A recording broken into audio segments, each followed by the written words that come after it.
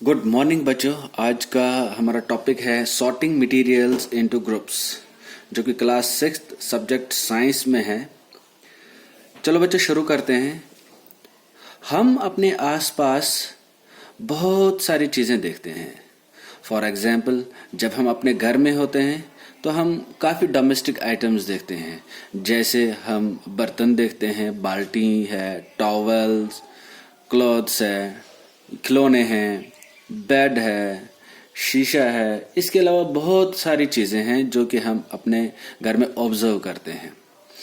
इसके अलावा जब भी हम स्कूल में होते हैं, स्कूल में हम डेस्क देख सकते हैं, चेयर्स है, वाइट बोर्ड हो या ब्लैक बोर्ड, ये हमें दिखते हैं। अच्छा, जब भी हम बाहर चल रहे होते हैं रोड पे, तो हमें बहुत सारी गाड़ियाँ दिखती हैं, इलेक्ट्रिक पोल्स दिखते हैं, ट्रीज दिखते हैं, स्टोन्स दिखते हैं। तो ये सब चीज़ें जो है हम इनको ग्रुप में डिवाइड कर सकते हैं। इन सब चीज़ों को, जितने भी मैंने ऊपर मेंशन करें, इन सब को हम डिवाइड कर सकते हैं अकॉर्डिंग टू देयर प्रॉपर्टीज, जो इनकी खासियत है। जैसे इनकी शेप है, इनका साइज है, इनका टेक्सचर है, कलर है। तो इन सब चीज़ों के बेसिस पे हम इनको डिवाइड कर सकते हैं। सो इस तरह की सॉर्टिंग को, जहाँ पे हम इनके in different cheese, shape, size, texture के बेसिस पे जब हम इनको सॉर्ट करते हैं, ऐसे चीज़ों को हम सॉर्टिंग ऑफ मटेरियल्स कहते हैं।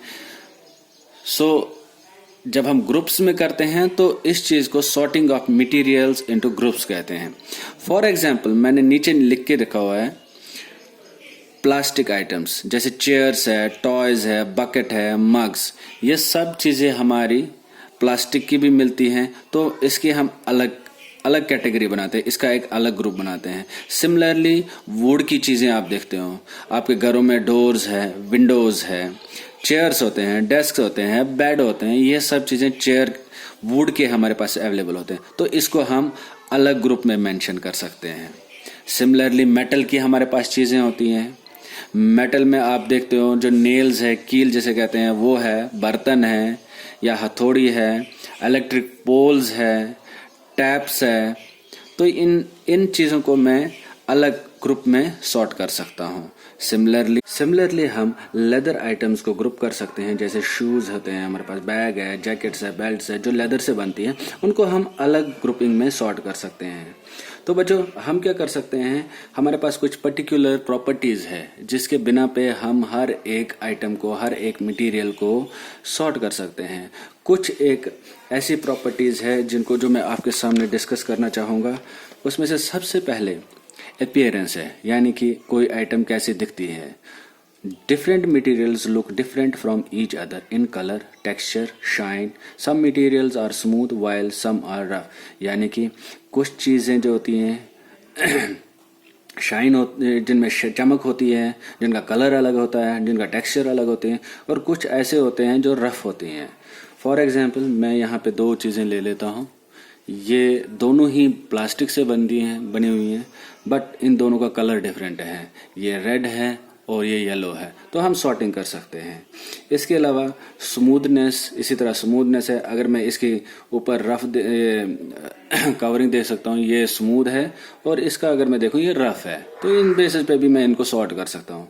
देन मूविंग हार्डनेस पे, हार्डनेस एक अलग प्रॉपर्टी है इसकी, यानी कि कोई भी चीज़ कितना हार्ड है और कितना सॉफ्ट है, उस बेसिस पे, उस बिना पे भी मैं चीज़ों को सेग्रीगेट कर सकता हूँ। लाइक मेरे पास एक कॉटन है, इसको मैं अगर प्रेस करूँ तो ये सॉफ्ट मुझे लग रहा है। सिमिलरली अगर ये पेन को मैं दबाऊँ, इसको प्रेस करूँ, तो ये हार्ड है। That is some materials are hard to compress while some are easy. तो इसके अलावा थर्ड कैटेगरी है ट्रांसपेरेंसी। बच्चों, आपने गिलास देखे होंगे, पानी देखा होगा, और बहुत सारी प्लास्टिक आइटम्स ऐसी देखी होंगी जिनके बीच में से आप इजीली देख सकते हो।